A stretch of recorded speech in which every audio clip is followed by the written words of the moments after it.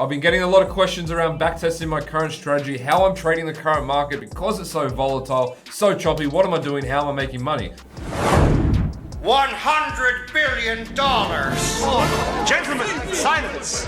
Now, due to the volatility, I haven't been basing my trades on the 15-minute time frame. Personally, I've been looking at the 5-minute time frame. So, first thing we're going to do is jump down to a 5-minute. We're going to go through a couple of things here. I'm going to discuss a couple of different strategies and personally what I've been doing, because I have been getting in and out. My average trade time's around 6 to 10 minutes, and I've been scalping, basing my time frame analysis on the 5-minute and then entering on the 2-minute. First thing we're all gonna do, we're gonna get this white circle, right? Get it so it's a decent size, you can see it. And every time you see MMT algo or your short-term moving average cross VWAP, I want you to put a circle there. All right, one there, one there. All right, this is on the 5-minute time frame. All right, you guys tell me, what are you noticing here? Every time MMT algo or your short-term moving average cross, not every time, but a lot of the time, when they get close and they cross, we have a significant move in price.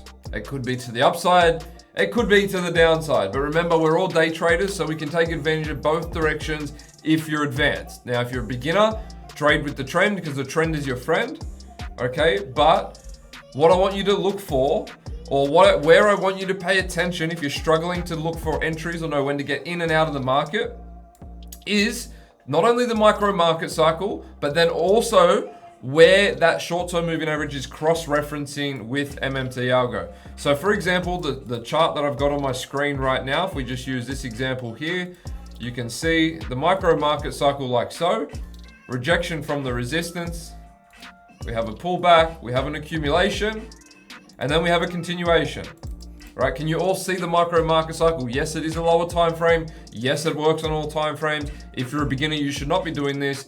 If you're advanced, this is okay, and for educational purposes. The micro market cycle is still there. But what you're looking for is where you cross, right? In this case, you have actually a trade here. You also have a trade here. Now, does this give you good risk to reward? You have lows down here. So if you get a short position and you have a tight stop loss above your previous candle, you've still got a 1 to 5. Nice trade. How long does that take to play out? Exactly 2, 4, 6, 8 minutes. Okay, let's say even if you drag this across here, you have literally the same trade later that same afternoon. How long does it take to play out? 2, 4, 6, again, 8, 10 minutes, 8 to 10 minutes. So personally, what I've been doing is I've been looking for trade ideas on the 5-minute. I've been looking for my entries on the 2-minute. I'm paying attention to where the VWAP and the short-term moving average cross, because typically this lines up with a significant move in price. And then I'm taking advantage of literally like one 5-minute bar, maybe 2 5-minute bars. And that's it, I'm done, that's the trade done. All right, now the other thing I've been doing is looking for, let's say we have a level down here. This may be a major level, and sure, if I go to the 15-minute time frame and I find that white box, you can see it is a level. Okay, so we have a level here. But back to the 2-minute time frame, let's look at that. What do we have here? We have bullish candle psychology on this 2-minute bar. We have deep value on MMT algo. We have a buy signal on MMT algo. Then we have a close above our short-term moving average.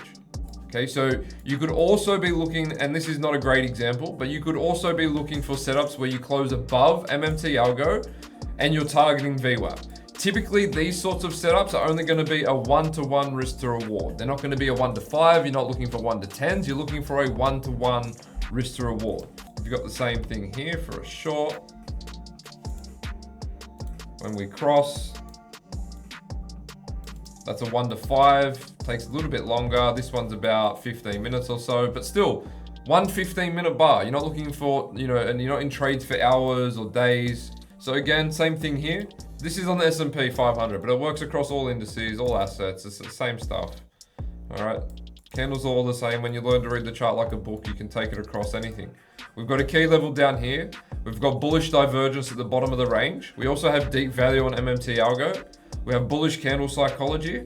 We then get above our short-term moving average. MMT algo turns green, right? We have confirmation even by the second 2-minute bar with bullish candle psychology.